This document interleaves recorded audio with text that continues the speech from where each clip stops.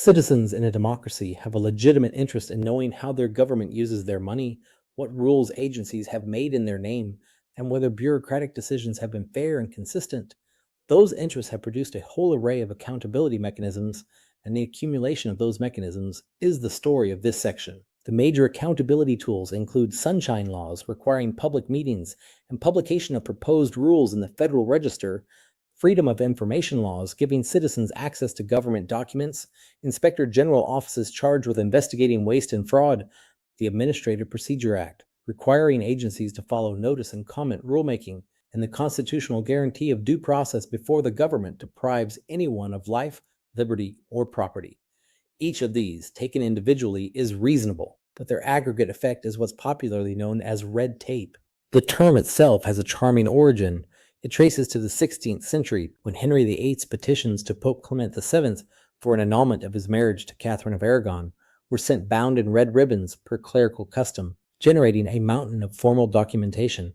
In modern usage, red tape describes the excessive regulation and procedural formality that slows government action, increases compliance costs, and frustrates everyone involved. Here's the honest formulation.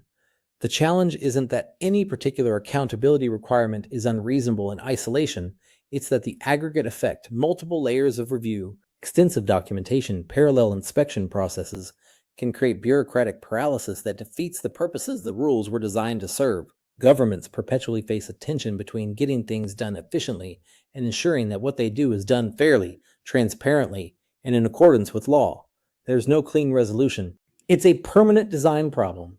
Let me illustrate with the most consequential procedure, notice and comment rulemaking under the Administrative Procedure Act. Before an agency can promulgate a binding rule, it must publish a notice of proposed rulemaking in the Federal Register, allow the public typically 60 days to submit written comments, review those comments, and publish a final rule that responds to significant comments and explains the regulatory choices made. This process is genuinely valuable. It ensures that affected parties have a chance to provide information, promotes transparent and reasoned decision-making, and creates a record courts can review to determine whether agency action was arbitrary or capricious. But it also takes years and the volume of regulatory work any modern agency must manage. The EPA, for instance, administers multiple environmental statutes, each generating dozens of required rules. Means notice and comment can create substantial backlogs and delays in implementing congressional mandates. Accountability has real costs.